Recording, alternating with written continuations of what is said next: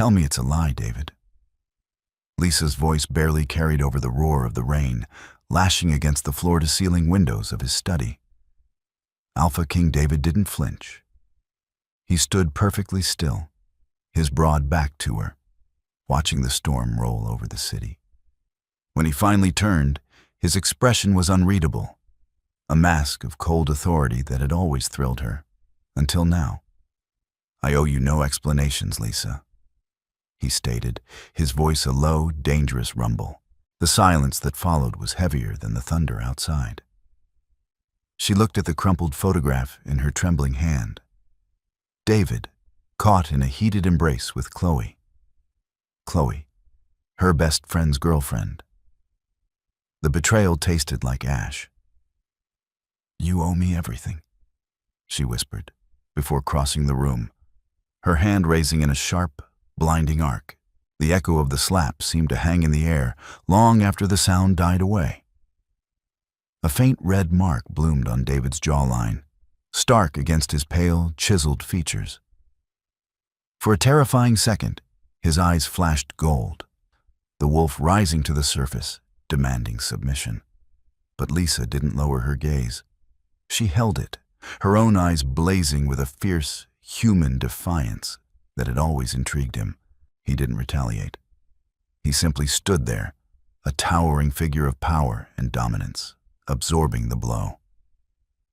"Are you quite finished?" he asked, his tone chillingly calm. Lisa's hand stung, but the pain was nothing compared to the sickening knot in her stomach. She threw the photograph at his feet. It fluttered down like a dead leaf, landing face up. It was undeniable. The way his hands gripped Chloe's waist, the desperate tilt of Chloe's head. It wasn't a casual encounter. It was an affair, finished. Lisa scoffed, a bitter laugh escaping her lips. "I'm just getting started. How long, David? How long have you been making a fool out of me, out of Mark?" Mark. The name hung between them, a heavy indictment. Mark was not just her best friend, he was David's Delta, one of his most trusted enforcers. To betray a pack member was a grievous offense. To betray a high-ranking officer was unthinkable, even for the Alpha King. David finally looked down at the photo, his expression tightening imperceptibly. "Things are not always as they seem, Lisa." "Don't you dare gaslight me," she yelled, the carefully constructed walls of her composure crumbling. "I know what I see. I smelled her on you 3 nights ago. I tried to convince myself it was just lingering scent from the pack meeting, but this..." She gestured wildly at the photo. "This is proof." He stepped closer, his imposing presence meant to intimidate. "You shouldn't be snooping in my private affairs." "Private affairs?" She stepped back, shaking her head in disbelief. "You are the Alpha King. Your private affairs affect the entire pack. What happens when Mark finds out what happens to the stability you claim to protect?" David's jaw clenched. "I will handle Mark. Handle him." Lisa felt a cold dread wash over her. "You sound like a mob boss, not an alpha. You're talking about destroying a man's life, a man who would die for you." "My responsibilities go far beyond simple loyalties," David countered, his voice hard. "There are political complexities you do not understand." "Political complexities." She let out another harsh laugh. "Sleeping with your Delta's girlfriend is political now. That's a new low, even for you." She turned away, grabbing her coat from the back of the leather armchair. She couldn't breathe in this room anymore. The air felt thick with lies and the suffocating weight of his authority. "Where are you going?" he demanded, a hint of genuine alarm finally breaking through his stoic facade. "Away from you," she said, not looking back. "I won't be a party to this, David. I won't stand by and watch you destroy people I care about." As she reached the heavy oak door, he spoke again, his voice dropping to a dangerous whisper. "You cannot leave, Lisa. You belong to me." She paused, her hand on the brass handle. She didn't turn around. "I belong to no one," she replied, her voice steady despite the trembling in her limbs. She opened the door and walked out into the storm, leaving the Alpha King standing alone in the wreckage of his own making. The rain was a cold shock to her system, instantly soaking through her thin coat. Lisa didn't care. The physical discomfort grounded her, pushing away the overwhelming urge to collapse and cry. She had to get to Mark before David did. She had to warn him. Her car was parked half a block away from David's penthouse. As she fumbled with her keys, a sleek black SUV pulled up alongside her. The tinted window rolled down, revealing the impassive face of Beta Marcus. "Get in, Lisa," Marcus said, his tone leaving no room for argument. Lisa froze, rain plastering her hair to her face. "I'm not going back up there, Marcus." "I'm not here to take you back up," he replied, unlocking the back door. "But you shouldn't be out here alone. The king is displeased." "He has no right to be," she shot back. But she climbed into the car anyway. She knew better than to argue with a beta on duty. The interior was warm, smelling faintly of leather and pine. Marcus pulled away from the curb smoothly. They drove in silence for a few minutes before he spoke again. "You shouldn't have slapped him," he said quietly, his eyes focused on the rain-slicked road. "He deserved worse," Lisa muttered, hugging her arms tightly around herself. "Perhaps," Marcus conceded. "But challenging an alpha in his own territory, especially a king, is dangerous." "I'm not afraid of him." "Then you are foolish," Marcus said bluntly. "He is not just a man, Lisa. He is power incarnate, and he is currently very volatile." "Volatile because I caught him cheating?" she demanded. Marcus sighed. "The situation is more complicated than a simple affair." "Don't give me that political complexities nonsense too," she warned. "It's a betrayal, plain and simple." "It is a betrayal, yes. But the reasons behind it..." He trailed off, shaking his head. "It's not my place to discuss. So you're just going to blindfold me and take me to a safe house?" she asked sarcastically. "I'm taking you to your apartment," Marcus corrected her. "And I suggest you pack a bag. You need to leave the city for a few days." Lisa's heart pounded. "Leave why? Because he's embarrassed." "Because he is angry," Marcus said, his voice dropping. "And when an alpha king is angry, it's best not to be in his line of sight." "I have to talk to Mark," she insisted. "Mark has been sent on an assignment to the Northern Territories," Marcus informed her. "He won't be back for a week." Lisa felt a cold wave of realization wash over her. "He orchestrated it. He sent Mark away so he could..." She couldn't finish the sentence. The sheer calculation of it was sickening. "As I said," Marcus repeated softly, "it is complicated." They pulled up to her apartment building. Marcus turned to look at her, his expression serious. "Go inside, pack a bag. I'll wait here and take you to the airport." Lisa opened the door, stepping back out into the rain. "I'm not running, Marcus. This is my home." "It's his territory," Marcus reminded her. "And you just challenged him in front of his inner circle." "I didn't see anyone else in that room," she pointed out. "We hear everything," Marcus said simply. Lisa slammed the door and hurried into her building, the reality of her situation finally sinking in. She had struck the king. She had challenged his authority. And now she was alone in his territory. She had to think fast, but as she reached her door, she saw it was slightly ajar. Someone was already inside. Lisa's breath hitched. She pushed the door open gently, stepping into the dimly lit hallway. The apartment was silent, save for the rhythmic drumming of rain against the window pane. She moved cautiously, her senses on high alert. The scent hit her immediately, a cloying mix of expensive perfume and nervous sweat. She rounded the corner into the living room and stopped short. Sitting on her sofa, looking entirely out of place in her modest apartment, was Chloe. "What are you doing here?" Lisa demanded, her voice tight with anger and a lingering trace of shock. Chloe jumped, spilling a drop of the wine she was holding onto the rug. She looked terrible. Her usually perfectly styled hair was disheveled, and her makeup was smudged under her eyes. "Lisa, thank God," Chloe breathed, standing up quickly. "I didn't know where else to go." "You came to my apartment after what you did."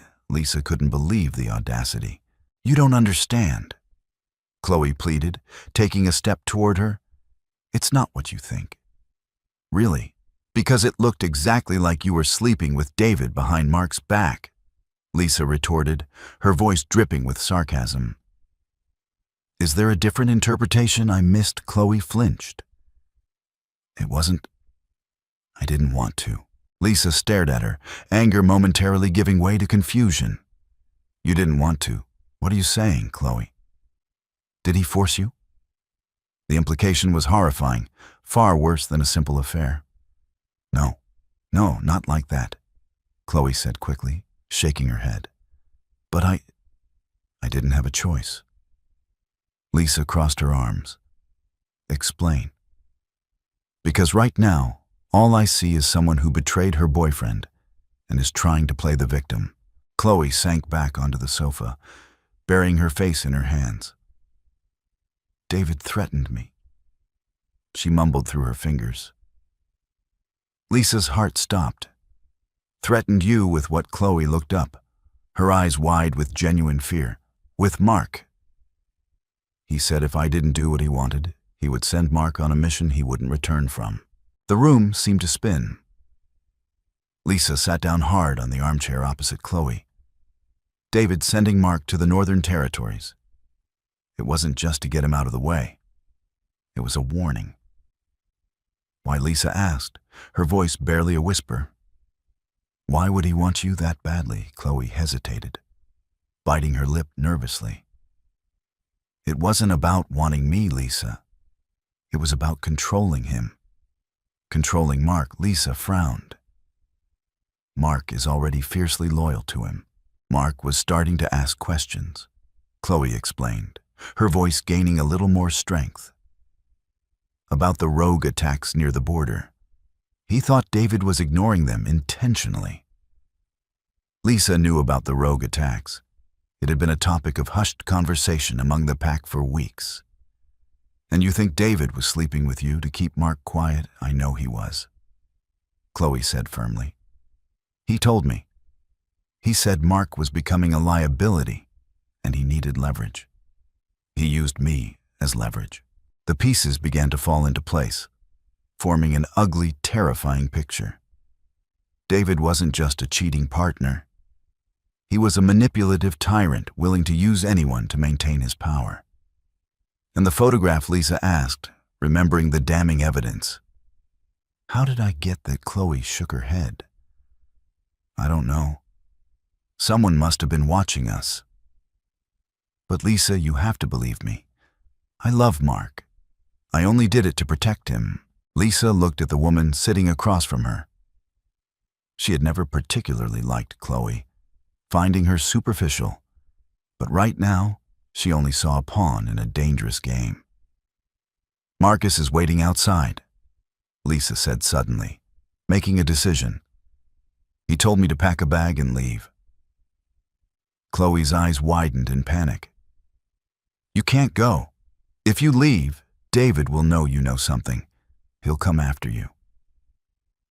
He already knows I know about the affair, Lisa pointed out.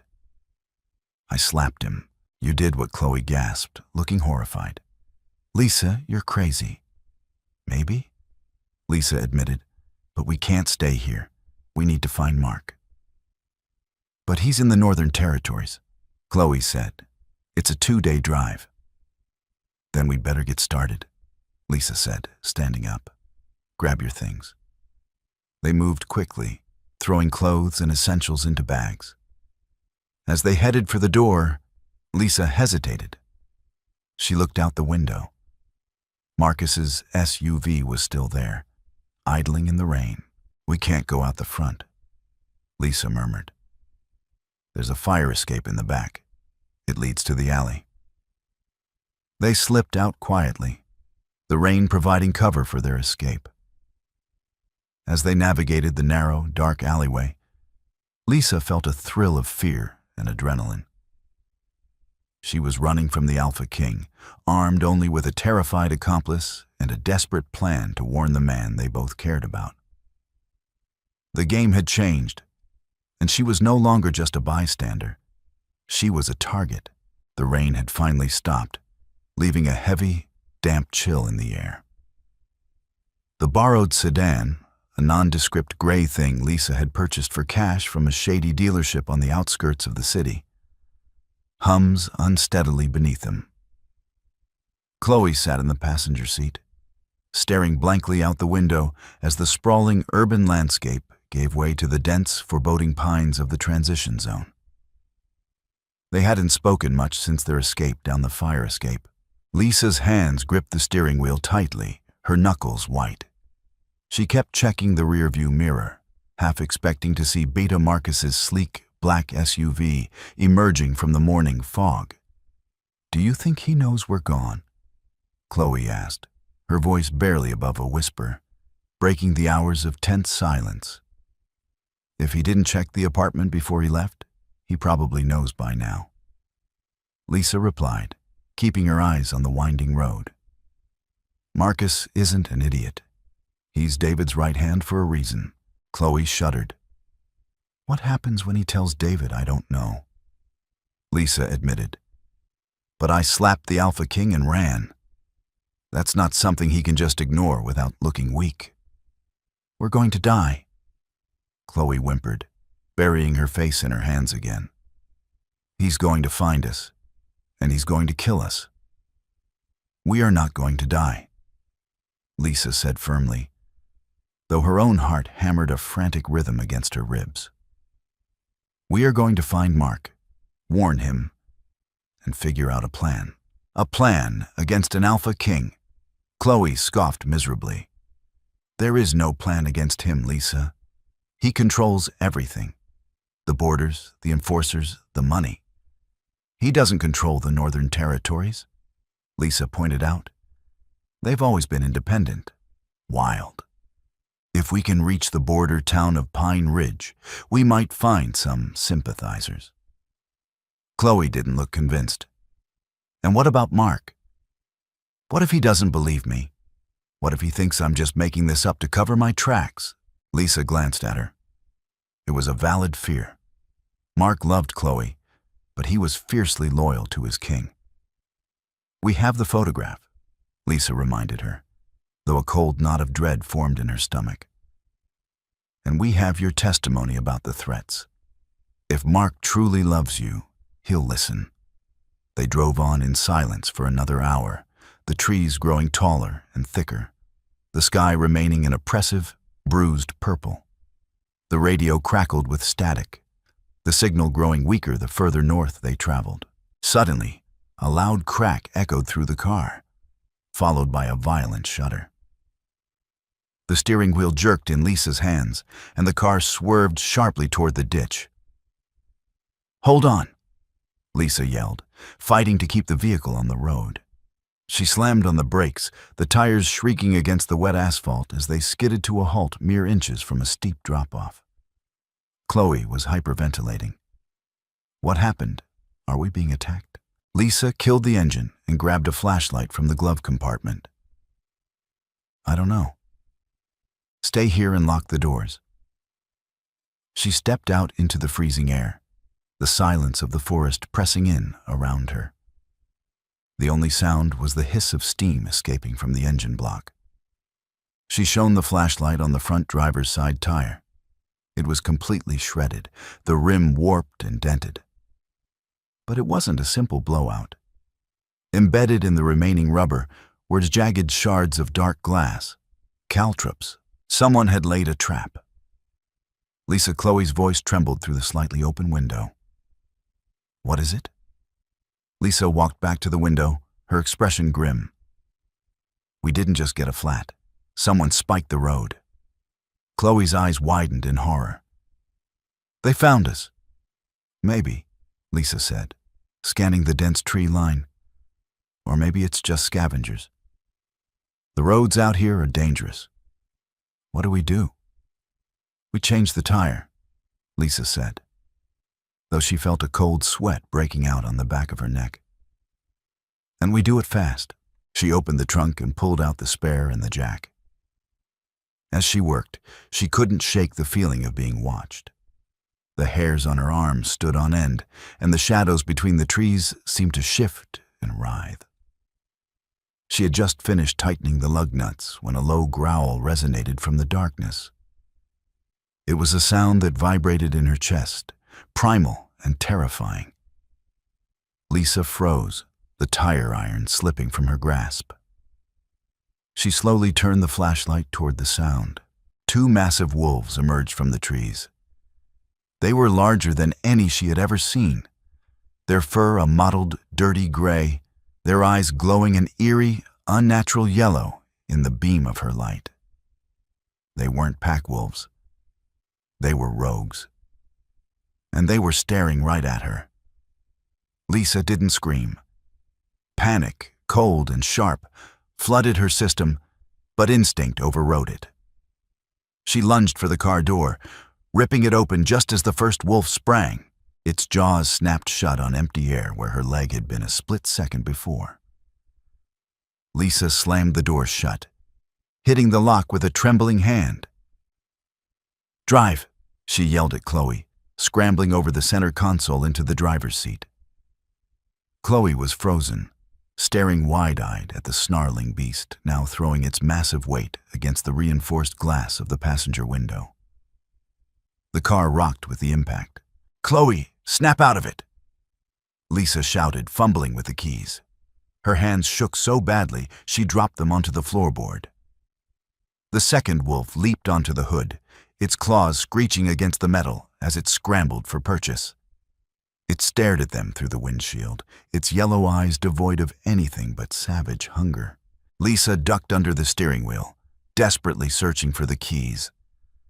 The sounds of snarling and scratching were deafening, magnified in the small enclosed space of the car. She found the keys, shoved them into the ignition, and twisted. The engine groaned, sputtered, and died. No, no, no, Lisa chanted, trying again. The engine whined but refused to turn over. The stress of the sudden stop, or perhaps the cold, had killed the old battery. The wolf on the passenger side reared back and slammed its head against the window. A spiderweb crack appeared in the glass. Chloe finally screamed, a piercing, terrified sound that spurred Lisa into action. She reached into the back seat, grabbing the heavy metal tire iron she had thrown back there. It wasn't much against 2 massive rogue wolves, but it was all they had. Get down, Lisa ordered, rolling down her window just a fraction of an inch. She didn't have room to swing, but she could thrust. The wolf on the hood sensed the movement and lunged toward her window. As its snout pressed against the narrow opening, Lisa drove the pointed end of the tire iron upward with all her strength. She felt it connect, a sickening thud against bone and cartilage. The wolf let out a sharp yelp and scrambled backward, sliding off the hood and disappearing into the darkness. One down. but the other was still hammering against the passenger window. The crack was spreading, the glass beginning to bow inward. "We can't stay here," Lisa said, her voice tight. "The window is going to give." "Where do we go?" Chloe sobbed, curled into a ball on the seat. "We're in the middle of nowhere." "The woods," Lisa said. "We have to make a run for it. The trees are too dense for them to maneuver easily. We might have a chance." It was a terrible plan, but it was their only option. "On my count," Lisa instructed, gripping the tire iron tightly. "You open your door, I open mine. We run straight into the trees and don't stop. Don't look back." Chloe nodded weakly, her hand trembling on the door handle. "One," Lisa whispered. The wolf hit the window again. A small chunk of glass fell into the car. 2, 3, go! Lisa kicked her door open, throwing her weight against it. She stumbled out into the freezing rain, the tire iron raised defensively. Chloe followed a split second later, screaming as she bolted past the stunned wolf on her side of the car. They scrambled up the slick embankment and plunged into the dense forest. The darkness was absolute, the only light coming from the occasional flash of lightning illuminating the gnarled branches. Branches whipped their faces, and roots tore at their ankles. Lisa could hear the frantic pounding of her own heart, almost drowning out the sounds of pursuit. But not quite. Behind them, the sounds of snapping twigs and heavy breathing grew louder.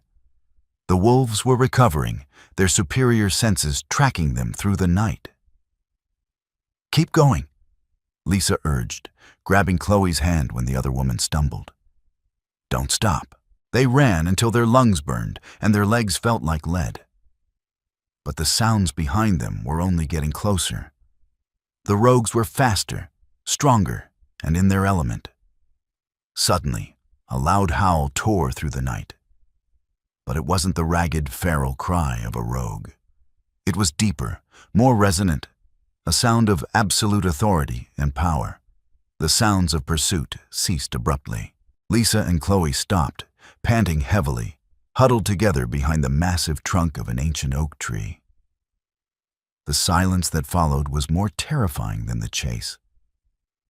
Then, out of the darkness, a figure emerged. Not a wolf, but a man. He was tall and broad-shouldered, moving with a fluid, predatory grace despite the rough terrain. As he stepped into a patch of moonlight, Lisa's heart plummeted. It wasn't David. It was worse. "Well, well," Beta Marcus said, his voice smooth and deadly calm. "Looks like you two managed to get yourselves into a bit of trouble." Marcus didn't look like a man who had just chased 2 women through a freezing forest. His dark suit was immaculate, his breathing even. He stood a few yards away, hands clasped loosely behind his back, exuding a quiet, terrifying control. "How did you find us?" Lisa demanded, stepping slightly in front of Chloe, her grip tightening on the tire iron.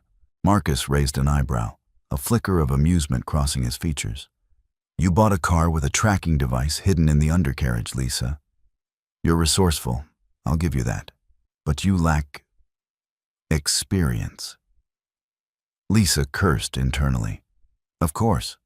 A shady dealership near the pack borders would definitely monitor its sales. "Did you bring those?" she asked, gesturing vaguely toward the darkness where the rogues had been. "The rogues, no," Marcus replied, his tone chillingly casual. "They are an unfortunate symptom of a larger problem. A problem the Alpha King is currently trying to solve." By sleeping with his enforcer's girlfriend, Lisa shot back, unable to stop the venom in her voice. Marcus sighed, a sound of genuine weariness. "You view everything through such a narrow lens, Lisa. You see a betrayal? David sees a necessary evil to maintain order." Order. Chloe finally spoke up, her voice trembling but surprisingly loud. He threatened to kill Mark if I didn't comply. How is that order? Marcus's gaze shifted to Chloe, his expression unreadable. The king did what he felt was necessary to neutralize a growing threat without resorting to outright bloodshed. Mark isn't a threat, Lisa argued. He's the most loyal man in the pack. Loyalty is a fragile thing when faced with difficult truths, Marcus countered. Mark was beginning to uncover things he shouldn't. Things regarding the rogues, the border skirmishes. He paused, choosing his words carefully. David couldn't risk a schism within the pack. He needed leverage to ensure Mark's continued cooperation. So he used me, Chloe said bitterly. He used the situation, Marcus corrected smoothly. It was unfortunate, but effective. Lisa stared at the beta, appalled by his cold logic. You're just as twisted as he is. You justify his monstrosities because you're too cowardly to stand up to him. Marcus didn't rise to the bait. I am loyal to the crown, Lisa, because without the crown, the pack falls. And if the pack falls, we all die. The rogues you just encountered. They are a mere fraction of what waits beyond our borders. David understands the burden of leadership. You understand only your own bruised ego. He took a step forward, extending a hand. Now, enough of this foolishness. You will both return with me. The king is waiting. We're not going anywhere with you, Lisa stated, raising the tire iron defensively. Marcus let out a short, humorless laugh. Do you really think you can fight me, Lisa? I am the beta. I could snap that piece of metal and your arm before you even swing. Maybe, she conceded. But you'd have to catch me first. Before Marcus could react, Lisa threw the heavy tire iron directly at his face. It was a desperate move, and she didn't expect it to hit, but it served its purpose. Marcus deflected it with a casual swipe of his arm, but the split-second distraction was all Lisa needed. Run! She yelled at Chloe, shoving her back into the dense undergrowth. They bolted again, deeper into the forest, scrambling over fallen logs and pushing through thorny bushes. The darkness swallowed them whole. Lisa expected to hear Marcus bounding after them, to feel his hands grabbing her shoulders, pulling her down. But there was only silence behind them. They ran until they physically couldn't anymore, collapsing near a small, trickling stream. Chloe was sobbing quietly, her clothes torn and mud-stained. Why didn't he follow us? Chloe gasped between sobs. Lisa stared back the way they came, her mind racing. I don't know. Maybe he couldn't track us in the dark without shifting, and shifting would alert the rogues. Or maybe... A new voice echoed from the shadows across the stream, deep and gravelly. He didn't have to. Lisa jumped, her heart leaping into her throat. A man stepped out from behind a large boulder. He was massive, easily as tall as David, but built thicker, with a rugged, untamed appearance. He wore worn leather and denim, and his eyes were the same unsettling yellow as the wolves they had encountered earlier. But this wasn't a feral beast. This was a man who radiated an intense, wild energy that made Lisa's skin prickle. Who are you? Lisa demanded, trying to keep the terror out of her voice. The man smiled, a slow, predatory grin that revealed slightly pointed canines. I am the reason your Alpha King is so desperate for control, he said. I am Silas, and you two just wandered right into my territory. Lisa realized with sickening clarity that they hadn't escaped danger. They had just traded one predator for another. They had run straight into the arms of the rogue leader. Silas didn't move to attack. He simply stood there, an immovable mountain of muscle and worn leather, watching Lisa's white-knuckled grip on the tire iron. The two massive wolves that had chased them through the woods emerged from the tree line, flanking him. Up close, they didn't look feral. They looked disciplined, sitting sharply on their haunches at a subtle flick of Silas's wrist. "You can put the metal stick down, sweetheart," Silas rumbled, his voice lacking the polished arrogance of David's court. "If I wanted you dead, you wouldn't have made it past the ridge." "Don't call me sweetheart," Lisa snapped, though her arms ached so badly she let the iron lower an inch. "And forgive me if I don't trust the man whose pets just tried to turn us into dinner." A low chuckle vibrated in Silas's chest. "They weren't hunting you. They were herding you. Away from Marcus. You're welcome, by the way." Chloe peeked out from behind Lisa's shoulder, her teeth chattering. "Herding us why?" "Because your piece is on a board," Silas replied, his yellow eyes narrowing thoughtfully. "And right now, David is moving his knights to protect his king. I prefer to intercept."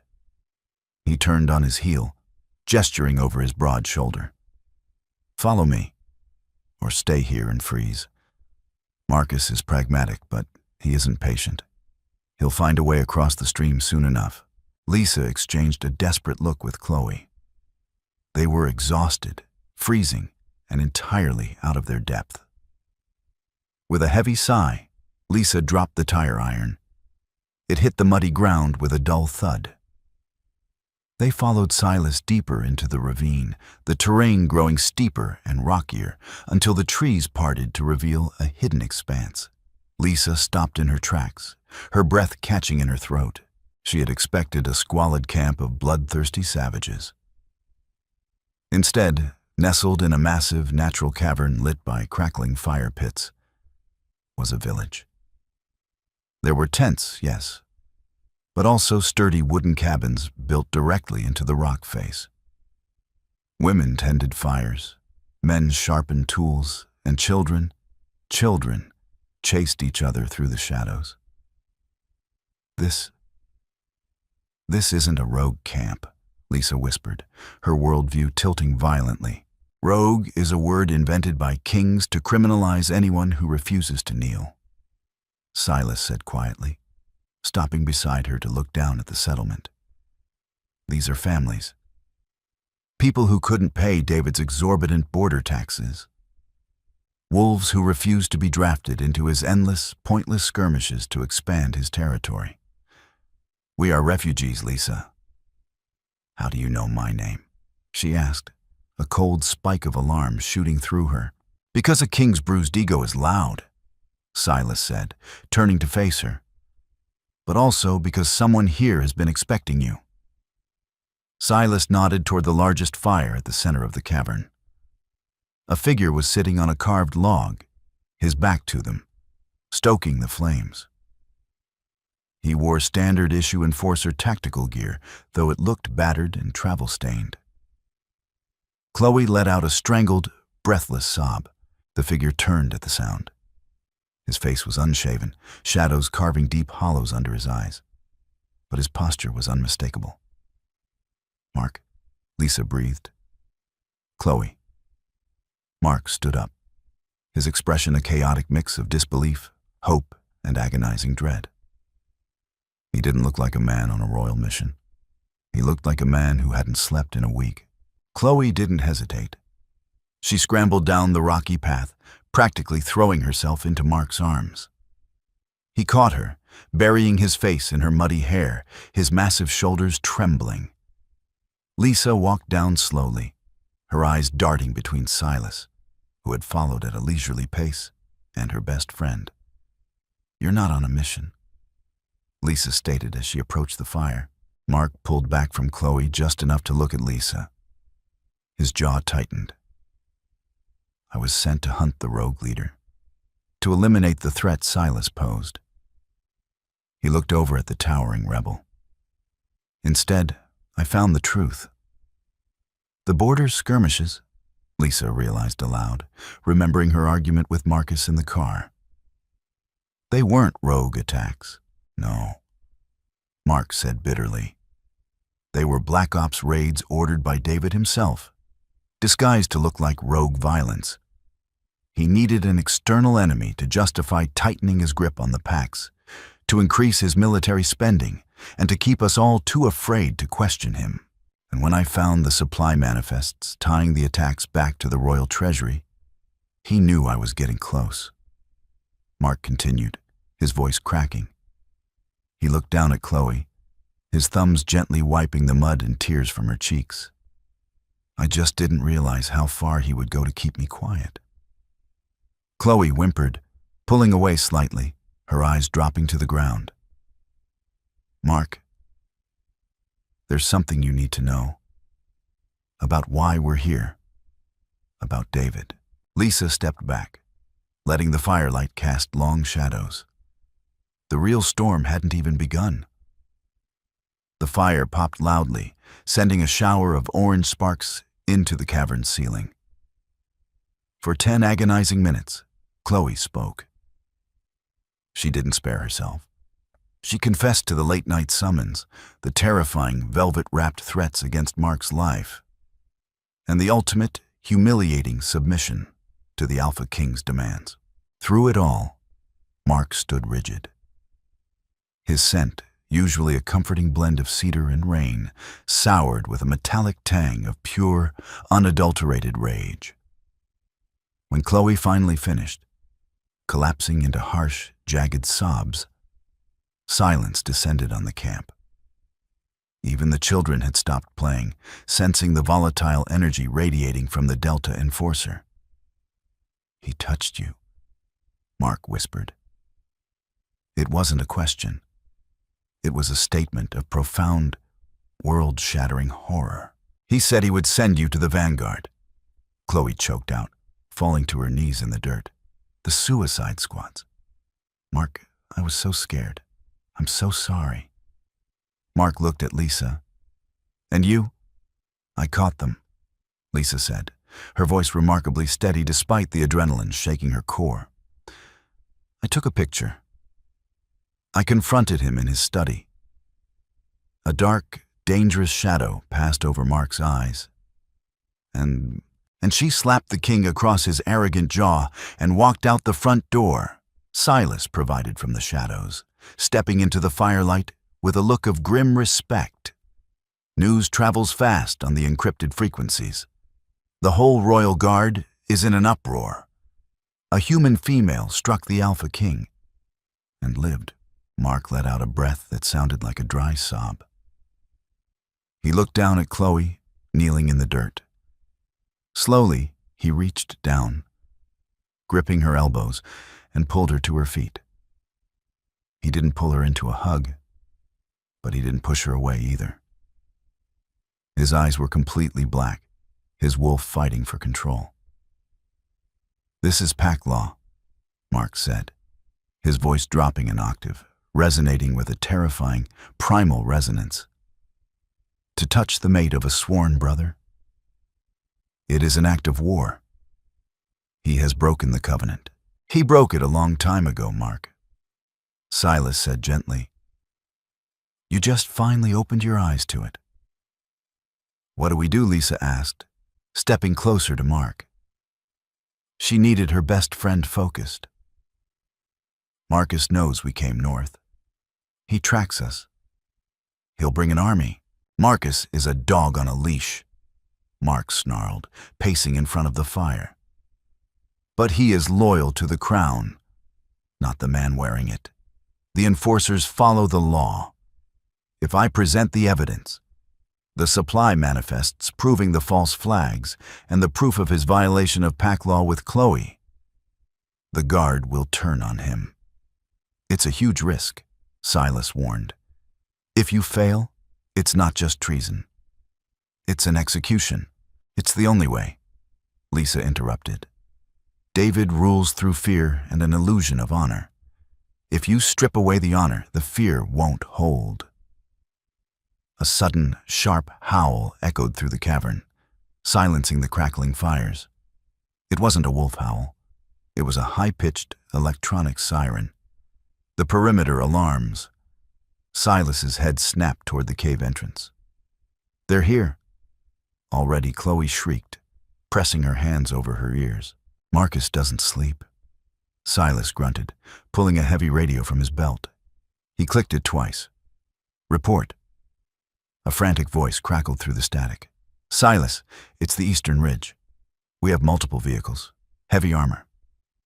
"But Silas, it's not just Marcus." Silas's jaw clenched. "Who is it the royal banner is flying? The Alpha King is here. He marched north himself." The air in the cavern seemed to vanish. David had come. The man who never left his glass tower in the city had dragged his royal guard into the mud of the transition zone to hunt down a single woman who dared to strike him. Mark drew a heavy sidearm from his thigh holster, racking the slide with a metallic clack that echoed ominously. "Good. Saves us the trip." "No," Lisa said, stepping in front of Mark. "If you go out there guns blazing, you validate his lie. You become the rogue he claims you are. They will slaughter this entire camp." "Then what do you suggest?" Lisa, Mark demanded, his eyes blazing. "Ask him nicely to step down." "No," Lisa said, her heart hammering a frantic rhythm against her ribs. She reached into her coat pocket, her fingers brushing the cold, crumpled surface of the photograph. "We give him exactly what he wants. Me." The dawn broke gray and weeping, coating the forest in a miserable mix of freezing rain and sleet. The eastern ridge overlooked the cavern entrance, creating a natural amphitheater of jagged stone and dead pines. Alpha King David stood at the precipice, wrapped in a heavy, fur-lined trench coat. He looked every inch a monarch, radiating a suffocating aura of dominance. Behind him stood 50 royal enforcers, heavily armed, their faces obscured by tactical masks. Beta Marcus stood at his right hand, his expression unreadable. From the tree line below, 3 figures emerged. Lisa walked in the center, flanked by Mark and Silas. Chloe had remained in the cavern, hidden away with the children. David's golden eyes zeroed in on Lisa. The faint red bruise on his jawline was still visible. "Delta Mark," David called out, his voice magically amplified by the acoustics of the ridge. "You are fraternizing with a known terrorist. Step away from him, apprehend the human woman, and your treason may be overlooked." Mark didn't flinch. He planted his boots in the mud, staring up at his king. "I am standing next to a refugee, David. And I am protecting the woman who uncovered your rot." A murmur rippled through the ranks of the enforcers. It was unheard of for a Delta to speak to the king without using his title. David's lip curled into a sneer. "You have been poisoned by rogue lies. Marcus, execute the rebel. Bring the woman to me." Marcus stepped forward, his hand dropping to the hilt of his blade, but Lisa didn't let him draw it. "Wait," Lisa shouted, her voice cutting through the freezing air. She didn't speak to David. She looked directly at the 50 enforcers standing behind him. "You took an oath to protect the pack, to uphold the covenant." "Silence her," David ordered, a sudden edge of panic bleeding into his authoritative tone. But Marcus paused. He looked at Lisa, then at David. "Let her speak, sire. She is unarmed."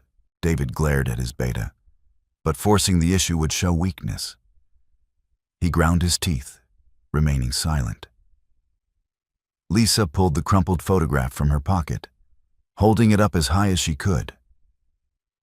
"Your king claims to protect you, but he sent Delta Mark away on a suicide mission so he could force himself on Mark's mate." The murmur among the guards grew into a shocked rumble. Pack law was sacred. A mate was untouchable. "Lies and forgeries," David spat. "A desperate attempt by a jealous human, is it?" Mark roared, pulling a thick stack of folded papers from his jacket. I have the treasury manifests. Signed by your hand, David. The rogue attacks on the border, you funded them. You armed mercenaries to kill our own people just so you could declare martial law and raise taxes. He threw the papers into the wind. They scattered like dead leaves, blowing up the ridge toward the enforcers. A few guards in the front row instinctively stepped forward, catching the fluttering pages, their eyes scanning the royal seals and monetary transfers. Treason! David bellowed, his eyes flashing brilliant, blinding gold. The air pressure dropped violently as he unleashed his alpha aura, attempting to force everyone to their knees. Lisa gasped, feeling an invisible weight pressed down on her shoulders. But Mark and Silas stepped in front of her, shielding her with their own formidable auras. "Look at him," Lisa yelled, fighting against the crushing pressure. "He doesn't want loyalty. He wants submission. He will sacrifice any of you to keep his throne." "Guards," David roared. "Kill them, all of them." He waited for the sound of weapons raising, for the thunder of boots charging down the hill. Instead, there was silence. David turned around. The 50 enforcers stood perfectly still. Several of them were looking at the papers in their hands. The captain of the guard, a scarred veteran named Elias, slowly lowered his rifle. "Elias," David snarled. "That is an order." "My oath is to the pack, sire," Elias said, his voice heavy with sorrow and disgust. "Not to a man who breaks the covenant and murders his own." Elias unclipped his royal insignia from his chest and dropped it into the mud. One by one, the clatter of metal hitting the rocks echoed through the valley as the rest of the enforcers followed suit. Even Marcus, standing closest to the king, slowly reached up and unpinned his beta badge. He didn't drop it. He placed it gently on a nearby rock. "Marcus," David whispered, his domineering aura shattering like fragile glass. "I told you, David," Marcus said softly. "Without the crown, the pack falls. You have tainted the crown. You are no longer fit to wear it."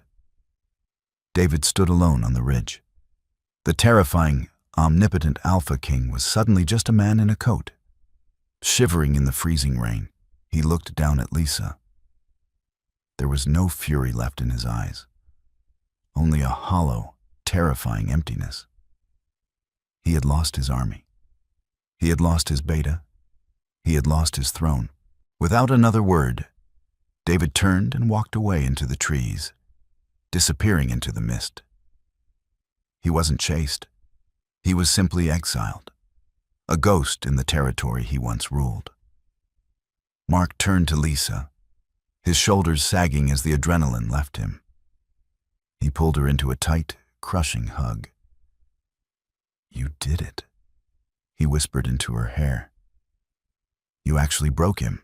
Lisa rested her chin on her best friend's shoulder, looking past him at Silas, who was giving her a slow, respectful nod.